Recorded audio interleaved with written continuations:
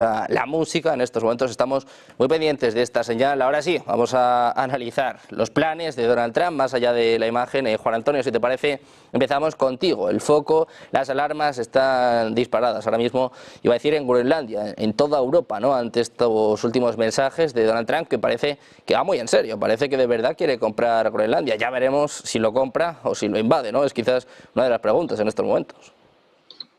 Sí. Desgraciadamente estamos volviendo a una visión, digamos, de la geopolítica global de lo más antiguo, ¿no? En el plan de hostigamiento entre naciones, como lo habíamos visto quizá en el periodo entre guerras, antes de la Primera Guerra Mundial. Estamos volviendo al pasado. Si alguien piensa que el sistema no está cambiando, se equivoca muchísimo. Lo que está pasando estos días realmente va a tener una repercusión enorme, la va a tener en nuestra querida Europa, la va a tener en España, por supuesto, la va a tener en todos estos europeos que hemos estado adormilados completamente y en una especie de sueño globalista, wokista, mecidos por un presidente Biden y un wokismo en el que creíamos que seríamos amiguitos para siempre, ¿no? Aquí lo que ocurre es que está estallando en mil pedazos, aunque no lo parezca, pero poquito a poco, una relación, digamos, fuerte que había entre socios de la OTAN y que está en este momento, yo pienso, que absolutamente en peligro. Suena muy raro eso de me quedo con Dinamarca. Estas son las formas histriónicas de hablar de Donald Trump, pero detrás de eso hay toda una estrategia de hostigamiento. El mundo está funcionando en este momento en términos de hostigamiento nacional por parte de los hegemones y principalmente Estados Unidos. Es una respuesta a China, es una respuesta a Rusia, es una respuesta, queramos decir lo que sea, es un pataleo por perder el liderazgo mundial. El caso es que ahí estamos y esto no tiene visos de traer nada bueno. Esto va a traer guerra comercial. La posición de Trump, como digo de nuevo, son amenazas. Te voy a subir 10-20% los aranceles a Europa. Todo esto son amenazas, se tienen que convertir en algo real. Por ahora yo me las había tomado más como una especie de hostigamiento y de amenaza, simplemente para doblegar precisamente a los dirigentes y cambiar el liderazgo en los países europeos que todavía no se han adaptado al nuevo globalismo. Yo quiero recordar que aquí hay dos globalismos. El globalismo wokista que hemos vivido hasta ahora, con Soros y Bill Gates y toda la visión esta buenista y políticamente correcto, narrativa que se ha terminado y que va a acabar con ella Trump. Y para ello necesita una nueva narrativa, pero necesita líderes que le apoyen en Europa. Y por el momento tiene algunos, pero no tiene todos. Y esa arremeter contra Europa de esta manera tan bestial, por un lado muestra eso. Desde luego, por supuesto, intereses geoestratégicos en el Ártico y todo esto también está relacionado. Porque ahora ya todo va a funcionar, yo creo, a partir de ahora, bajo la clave de lo que podríamos llamar militarismo económico, que despliega de una manera absolutamente clara Trump para su mandato. La nueva forma de actuar, militarismo económico, las razones económicas, las razones globalistas, las razones de las nuevas oligarquías tecnológicas están por encima y lo privado está por encima de lo público y las razones nacionales están por encima de lo demás. Si no cambiamos, si Europa no reacciona, si cada nación de Europa no cuestiona en este momento la posición de la propia Comisión Europea frente a este reto, es que estamos dormidos. Creo que necesitamos un despertar absolutamente inmediato. Pues precisamente en este sentido hablaba en las últimas horas el ministro de Asuntos Exteriores francés. Decía que Europa debe despertar. Hemos visto pues una reacción bastante rápida para lo que acostumbramos aquí en Europa por parte de Scholz, por parte también de Francia. Hoy hablaba Giorgia Meloni sobre esta cuestión. Santiago, te quiero preguntar por esto. ¿Se está doblegando aún más Europa hacia Estados Unidos? ¿Cómo va a afectar la llegada de Donald Trump? Y sobre todo si nos tomamos en serio pues estas amenazas, ¿no? Hablaba de Groenlandia, que está siendo quizás lo más destacado, pero también alude a Canadá, alude a México. Lo que está claro es que Trump vuelve con más fuerza que nunca. Bueno, hay que recordar dos cuestiones, digamos, preambulares. La primera es que Groenlandia no pertenece a la Unión Europea y que de facto es una colonia danesa, la única colonia que le queda a Dinamarca junto con las Islas Feroe, y que además es una colonia con apenas 56.800 y pico habitantes, con unas pocas ciudades, incluida la capital Nuuk, que tiene poco más de 1000 habitantes y que por tanto no está sujeta a la acción de lo que puede hacer la Unión Europea, como tampoco lo están pues, otros territorios coloniales en otras partes del mundo que se llaman territorios de ultramar por parte de Francia, el Reino Unido, de los Países Bajos, etc. Eso en primer lugar. En segundo lugar, hay que tener en cuenta que la compra de Groenlandia es algo que se quería hacer por parte de Estados Unidos desde la década de 1860, década en la que, por cierto, Estados Unidos le compró por muy poco dinero Alaska a Rusia, y Rusia se la vendió, el imperio de los zares rusos se la vendió a Estados Unidos por el miedo a que el imperio británico, que todavía controlaba Canadá entonces, pudiera acercarse al estrecho de Bering. Dicho lo cual, hay que tener también en cuenta pues, ciertas cuestiones, digamos, geopolíticas, geoestratégicas y geoeconómicas en lo que significa Groenlandia. Groenlandia tiene un montón de tierras raras que a Estados Unidos le vendría muy bien explotar con respecto a China, que ahora mismo es la gran potencia de explotación y de producción de materiales y de productos, de mercancías, digamos, intercambiables por el resto del planeta que se hacen a través o a partir de tierras raras. Pero además tienen hierro, tienen aluminio, tienen titanio, tienen cobre, uranio, níquel, platino. Estamos hablando de la isla, si exceptuamos un continente como Australia, más grande del mundo, con unos recursos naturales muy importantes para la geoestrategia comercial en esta Segunda Guerra Fría, que empezó siendo una guerra comercial de Estados Unidos contra la República Popular China.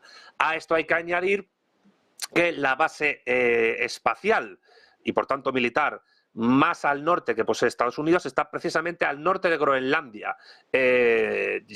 cercano al océano glacial ártico en su parte norte y muy cercana a las islas más norteñas de Canadá, que es la base de Pituffik, una base que en conjunción con la administración geomilitar que puedan hacer desde la capital de Groenlandia, Nuuk, a Estados Unidos le vendría muy bien para estar cada vez más cerca, no solo de Moscú, sino también de Pekín, porque la batalla geopolítica que se está dando en el Ártico entre Rusia y Estados Unidos, y por tanto también entre China, tiene que ver con las rutas árticas de la nueva ruta de la seda que los BRICS, gracias al ingreso de Rusia en los BRICS, a la permanencia y membresía de Rusia en los BRICS, le permite a China exportar por el Polo Norte en rutas marítimas pues mucho más accesibles que hace siglos para esta gran potencia asiática.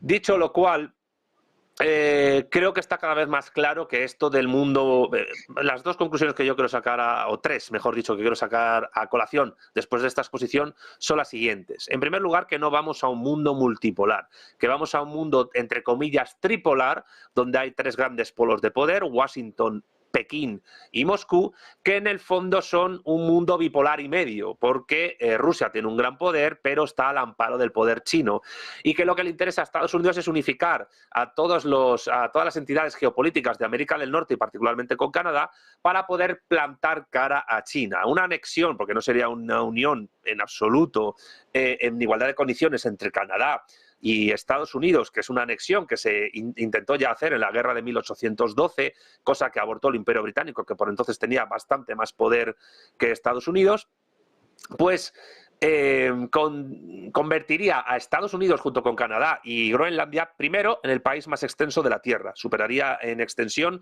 a Rusia. Estarían cerca de los 20 millones de kilómetros cuadrados, mientras que Rusia tiene poco más de 17. En segundo lugar, la distancia económica con China pues se agrandaría un poquito más.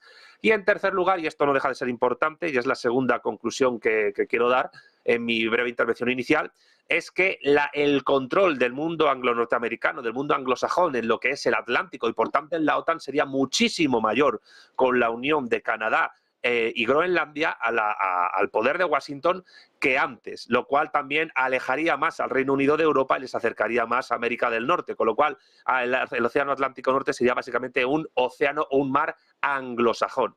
Ahora mismo la OTAN se parece más a la Liga de Delos que a otra cosa, y Estados Unidos tiene un papel muy parecido al que tenía en esa Liga de Delos Atenas, que era una potencia imperialista corte depredador. Y en tercer lugar, yo creo que hay que dejar claro una cosa, es decir, la historia no murió con la caída de la Unión Soviética, no ha muerto la historia, no ha habido fin de la misma, el mundo sigue girando y lo que siempre ha habido y ha estado ahí como motor de la historia, que es la dialéctica de clases, de estados y de imperios, pues se sigue demostrando de manera efectiva que existe.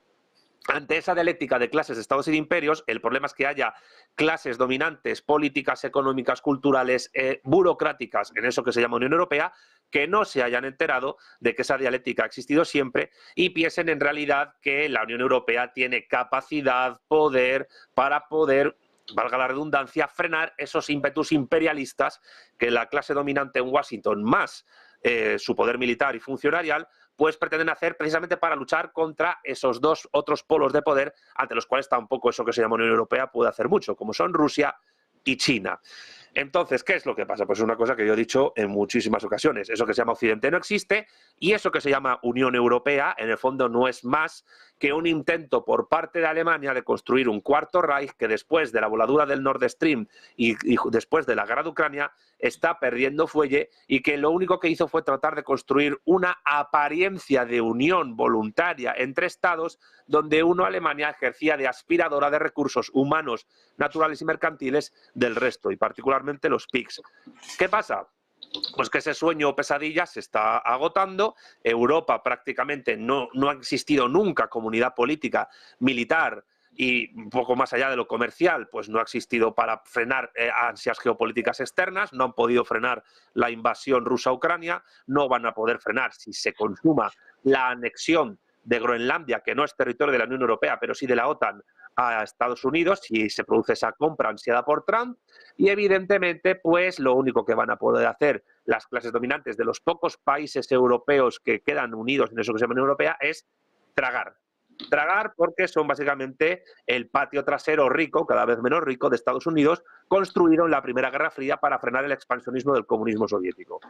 Entonces, ¿qué estamos? Estamos en ciernes de esa construcción de ese mundo tripolar que, por cierto, aunque esto suene un poco extraño y distópico, recuerda muchísimo a la novela 1984 de George Orwell, donde encontrábamos a tres potencias que se parecían mucho a este orden tripolar que tenemos. Una potencia euroasiática comandada por Rusia, una potencia asiática comandada por China y una potencia oceánica comandada por el mundo anglosajón, uniéndose el Reino Unido y Estados Unidos, donde Canadá no deja de ser, de alguna manera, una extensión de esos dos órdenes, es decir, el británico y el estadounidense. La Translatio Imperi, con esto termino ya, la Translatio Imperi que se inició con Cecil Rhodes de Londres, de la City de Londres a Wall Street, a Nueva York y Washington, se está completando cada vez más, y los que tienen claro que son una unidad civilizatoria continental y casi imperial, que son los anglosajones, saben cómo funciona el mundo, y los que todavía no se han enterado son el resto de europeos y ahora particularmente los pobres daneses, que si pierden Groenlandia pues se convertirán en una suerte de Bélgica escandinava y poco más. Bueno, pues mientras vamos hacia este mundo tripolar, como digo, estamos todos pendientes de Donald Trump y sobre todo pues mirando a Europa, que se queja pero no mucho, como bien nos contaba ahora Santiago, Dinamarca, que es precisamente parte de la OTAN, también se queja pero no mucho, se abre a dialogar. Claro, Luis, ¿quién le para los pies a Donald Trump? ¿No? Es complicado.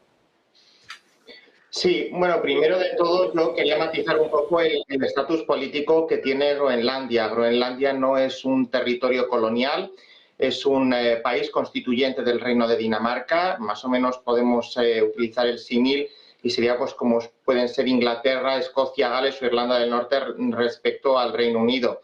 El Reino de Dinamarca lo conforman 3 países constituyentes y son la propia Dinamarca, lo que es la península de Jutlandia, las Islas Feroe y Groenlandia. Las 3 conforman ese territorio que llamamos Reino de Dinamarca, pero no es un territorio colonial, es un territorio autónomo con un alto grado de autonomía dentro de la ley danesa, incluso manda 2 representantes al Parlamento danés, igual que las Islas Feroe, es decir, tiene una representación también, cosa que no suele suceder en los territorios coloniales y, por supuesto, no es un territorio colonial puesto que no está incluido en el listado de territorios a descolonizar de las Naciones Unidas. Es más, Groenlandia, si quisiera, podría llegar a culminar un proceso de autodeterminación y de avanzar hacia la independencia, puesto que desde el año 82 ha ido transitando, año en el que dejó de ser territorio de la Unión Europea, pero paradójicamente sí que sigue manteniendo cierta relación con la Unión Europea de manera muy tenue, porque como el resto de territorios y países de ultramar, pues no se le aplica la totalidad del Tratado de Lisboa, sino de la parte cuarta del mismo, que son los artículos 198, 204 y que se refiere sobre todo a temas puntuales de comercio y establecimiento de personas. Dicho esto, Groenlandia, precisamente porque con Dinamarca tiene esa relación de superautonomía y podría culminar ese proceso de autodependencia, podría convertirse el día de mañana, si así lo desea, en territorio independiente, en un país independiente con capacidad plena y soberana, aunque como es verdad que se ha dicho aquí, pues tiene menos población que cualquiera de los distritos de la capital de España o cualquiera de los municipios de las zonas metropolitanas de Madrid, Barcelona, Sevilla. Por tanto, eso también hay que tenerlo en cuenta. Pero bueno, hay estados, lo que llamamos estados de pequeña dimensión territorial, que tienen una población muchísimo menor, un territorio todavía mucho más ínfimo que Groenlandia, que es, como decía Santiago, si exceptuamos Australia, la isla más grande del mundo, pero bueno, eso son cuestiones particulares que no afectarían al reconocimiento internacional pleno de Groenlandia como país independiente. Otra cosa es que tengamos enfrente a Donald Trump y hay que avanzar en este entendimiento de la figura de Donald Trump. No es un político al uso, él no es un político, él viene del mundo empresarial que se ha reconvertido en político, se ha metido a política y no le ha ido nada mal, por lo menos hasta ahora, con ese paréntesis del mandato anterior, ¿no? Pero Donald Trump tiene una mentalidad empresarial, es de donde viene y él está acostumbrado a ambicionar y conseguir aquello que se propone, ¿no? Cuando dice yo quiero Groenlandia, yo quiero controlar el canal de Panamá, yo quiero, bueno, esa es la voluntad que él tiene y está acostumbrado a conseguirlo porque en los negocios pues ha demostrado que es alguien con ese potencial y está acostumbrado a conseguir esos objetivos. Pero en política las cosas cambian y en política hay que introducir otros factores y no solo depende de la voluntad del responsable político, en este caso Donald Trump. Sí que es verdad que Donald Trump está envalentonado y con toda la razón, porque no le ha ido mal en las elecciones, ha ganado 312 votos del colegio electoral,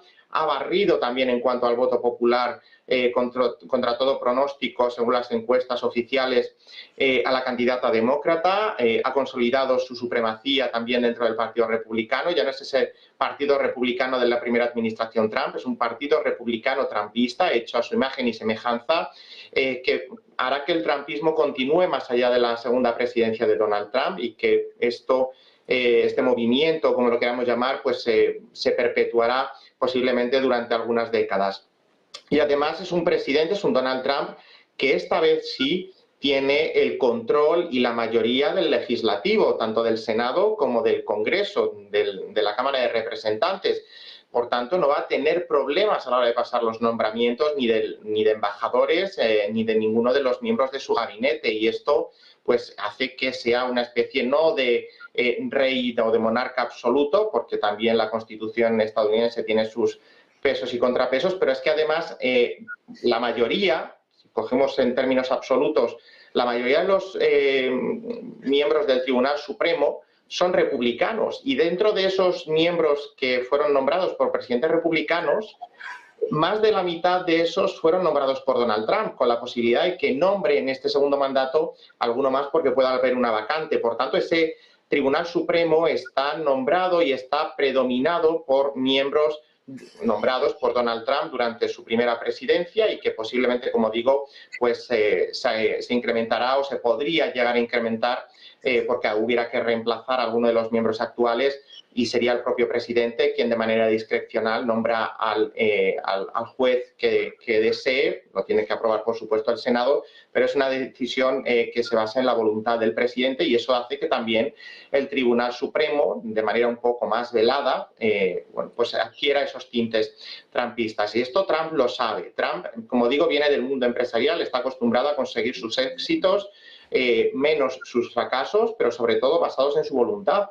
Y cuando uno llega a la presidencia de lo que en teoría sigue siendo la primera potencia mundial, con todo ese poder que al final no se basa nada más que en la voluntad del pueblo, porque así lo hemos visto en las urnas, pues todavía se lo cree mucho más y se envalentona y cree que puede volver a conseguir el canal de Panamá e incluso pues plantear la posible compra de Groenlandia. Yo aquí, cuando Donald Trump habla, al final vamos a hablar para entendernos de tirar de chequera para conquistar o hacerse con Groenlandia. Digo conquistar porque también él no ha rechazado por completo el uso de fuerzas militares, cosa que ahí ya pues, nos podría llegar a plantear la pregunta de entonces qué diferencia esta posibilidad de lo que estamos viviendo en Ucrania y contra lo que hemos estado luchando, ¿no? Pero bueno, más allá de eso, tampoco hay que olvidar que Estados Unidos tiene una deuda escandalosamente alta. Estados Unidos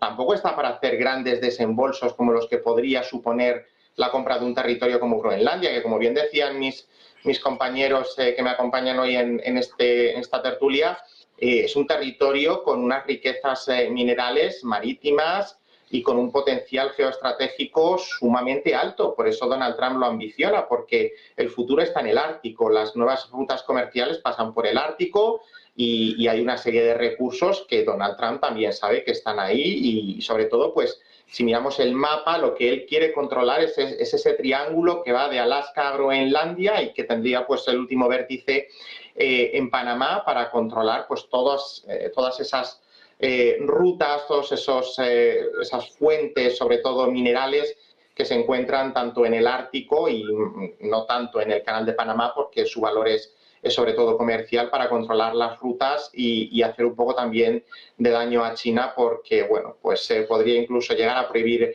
el paso de buques de bandera china o de buques de bandera aliada y obligarles a pasar por el estrecho de Magallanes, dando todavía más vuelta porque tendrían que bordear todo el continente sudamericano, ¿no? Y esta es un poco la situación que tenemos con Donald Trump. ¿Hasta dónde va a llegar Donald Trump? Hasta donde nosotros le dejemos.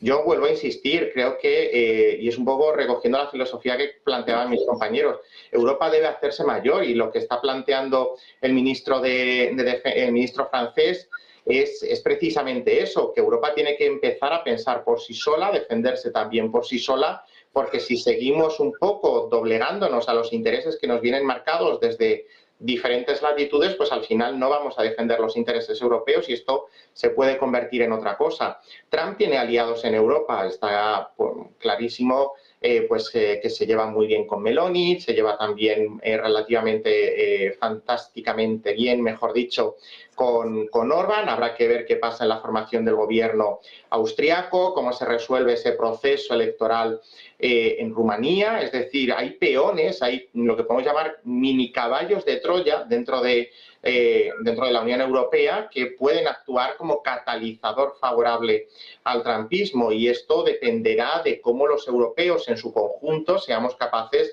de articular ese interés general que nosotros defendemos, que debe perseguir esto que llevamos construyendo desde hace casi 80 años, que llamamos Unión Europea, y esperar que realmente responda a una lógica europea. Y aquí no se basa en diferenciar si estamos hablando de un espectro u otro del espacio electoral. Es algo que compete a todos, desde la izquierda o la extrema izquierda o la extrema derecha. El pensar realmente a la europea, no dejarnos seducir por cantos de sirena que al final hace que acabemos plegándonos, como digo, a los intereses de otros estados y de otras estrategias. Pero por cerrar un poco, yo, respondiendo brevemente a tu pregunta, creo que Donald Trump llegará, en el caso de Groenlandia y en el caso de los aranceles a Europa, hasta donde nosotros también queramos que llegue, puesto que también nosotros, aunque tenemos muchos intereses con Estados Unidos y es un socio que debe de seguir siéndolo, podemos también hacer ciertas cosas que quizá pues a Estados Unidos y a esa visión trumpista pues no le cuadre tanto.